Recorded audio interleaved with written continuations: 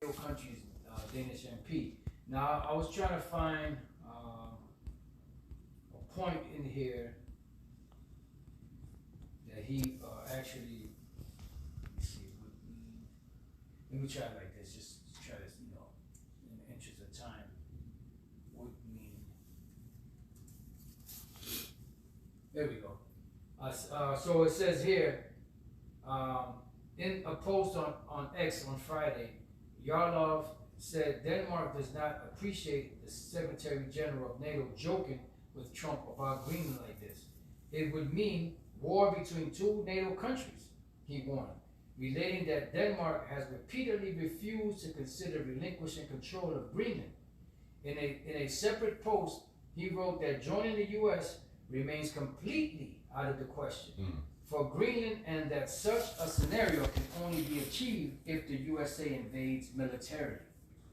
And that's not going to be good, because they're supposed to be allies. That's crazy, yeah. Now, there's another one, in the same one. This one here, I believe, if I'm not mistaken, this one may have a video, but I don't really want to play it, because, I know that right now YouTube, in America, I believe, in general, banned, RT News. That's why you don't see any RT News live anymore. Yeah. So what I'm gonna do is just gonna read some of this. It says U.S. annexation of Greenland will happen, and NATO could get involved. Trump. The U.S. has quite a few soldiers in the Arctic island, and maybe you'll see more, the president has said. So basically, they're just gangsters. Yep. You want to say something? No. It says President Donald Trump has told NATO Secretary General Mark Rutte that he would like the U.S.-led military bloc to assist Washington in securing Greenland following talks in the Oval Office on Thursday. Yeah, because they're saying that Greenland is too far, that America's closer. We already have troops there. We're better equipped to protect it. Blah blah blah. Trump initially proposed buying the Danish autonomous territory during his first term in 2019, and has reignited the discussion after returning to office. Speaking at a recent joint session of Congress, he stated that the U.S. will secure the island one way or the other. So, as they say, by what? By hook or by crook. So either you're going to give it up and turn it loose, or we're going to take it. Get down and lay down. That's it. There ain't gonna be no other option, and that's how America gets down. That's why they've been the bully of the block. And as the scripture we read earlier, how has the hammer of the whole earth been broken? And if you brothers want to say anything, jump on down, Daddy Rich. Well, that's how he's always been getting down, And he's so demonic. He'll do it to his own. Yep. He don't care. It's all about protecting the future of America. Babylon the Great. It says, asked by journalists on Thursday about his vision on the potential annexation of Greenland, Trump stated, "I think it will happen." But over here he says, one way or the other, right? Oh, yeah. It said, "I didn't give it much thought before." Right, because he doesn't think when he speaks, he just speaks. And afterwards he'll make sense of it. It says, "But I'm sitting with a man who could be very instrumental. Marx. We need that for international security." The U.S. president said, turning to the NATO chief, "We have a lot of our favorite players cruising around the coasts, and we have to be careful. We'll be talking to you." Rutte downplayed the proposal, saying with a chuckle that when it comes to Greenland, joining or not joining the U.S., I would leave that outside this discussion, because I do not want to drag NATO into that. So that's your allies. Boy. However, the NATO chief went on to say that Trump is totally right in highlighting security concerns in the high north and the Arctic, given the increased presence of Russia and China in the region. He highlighted the importance of Western nations working together on this under the U.S. leadership.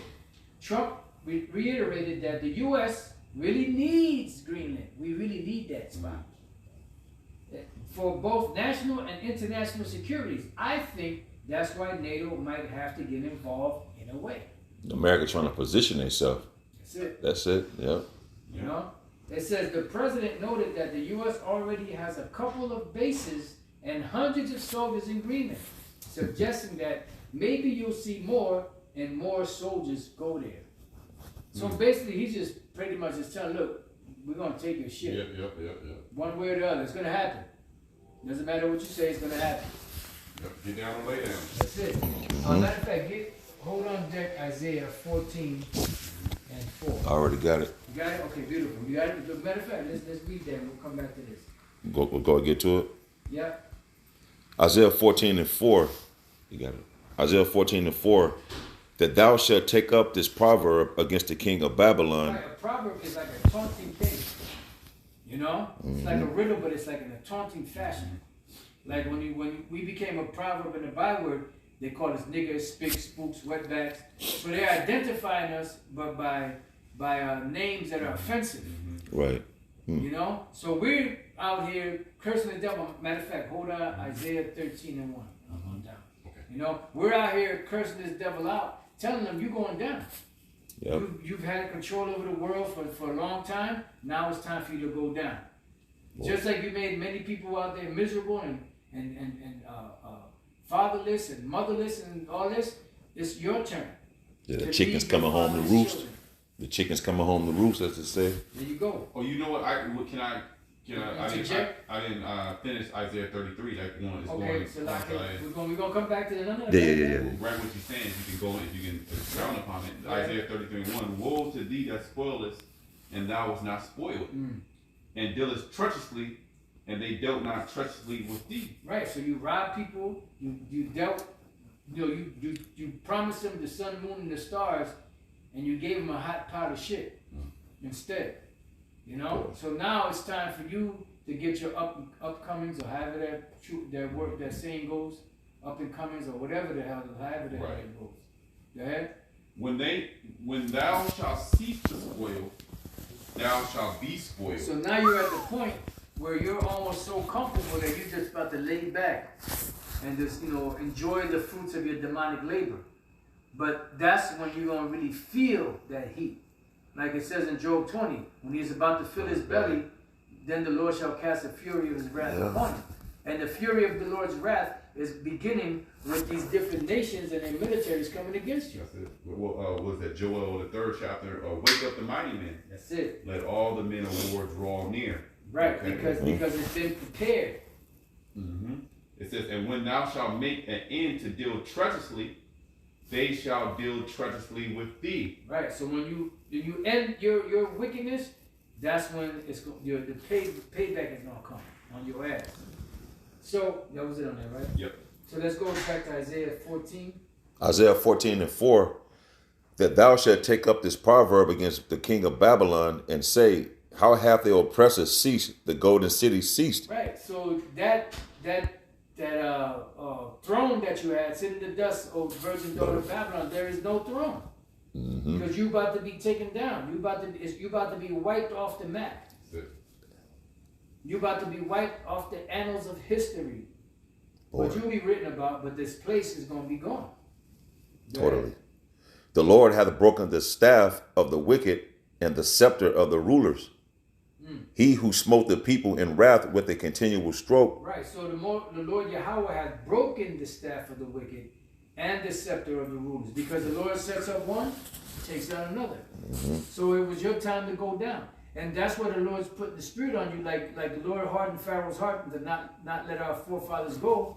He's putting the spirit on you to do and make. The scriptures speak about the preparation of the heart. It speaks about the heart of the king is in the Lord's hand, like the rivers of water. He turneth them with us wherever he goeth.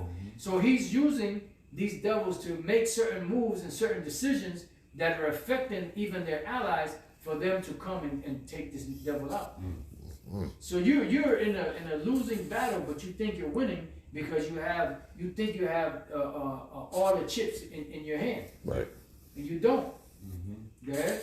He who smote, Isaiah 14 and 6, he who smote the people in wrath with a continual stroke. Right, a continual stroke. I mean, you kept beating and beating and beating and beating. Look, My man said it, I forget the guy's name, he was an older Jake, he was a professor, and he said he searched over and over again, I forget his name, of what would be the best solution, how to deal with Esau, right? Mm-hmm. And he said the only conclusion I could think of is we have to eliminate them all. Every last one of them. Because they're nothing but a goddamn plague. And that's exactly what the Most High is going to do. Now, I don't know if he said that based upon, hearing the Israelites bring out the scripture in Obadiah 1:18, because he didn't mention Obadiah. But what he said goes hand in hand with Obadiah, because that's exactly what's going to be done. The Lord created this devil to be the wicked. He's going to be the wicked to the max. Man. And he's not going to stop. If the Lord didn't shorten the days, there would no flesh be left to be saved, because this devil would destroy the world, the people, the earth, and himself if you let him. Right. Everything. There's nothing holy in this or sacred in this devil's sight. There's nothing that's off limits to him. Everything, that he looks at it, or if he wants it, he's going to take it. Man. Yeah.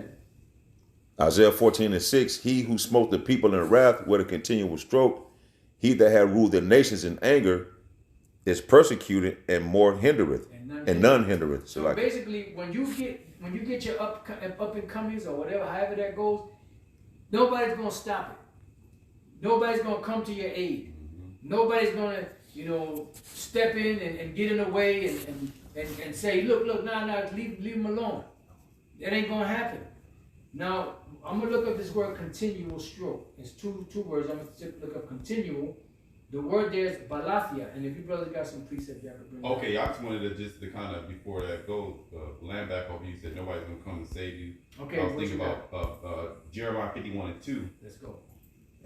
I'll reword 1. It said, thus said the Lord, Yahweh Shemashah, behold, I will raise up against Babylon and against them that dwell in the midst of them, that rise up against me a destroying wind, and I will send unto Babylon fanners. So it reminded me of them fanners. Like nobody's going to come to your rescue, right? But in all actuality, the Most High is going to have these other nations add to the fire. You see what I'm saying? More fuel for the fire. Those fanners, the fanner would make the fire hotter. So as they see you go down, they're gonna participate in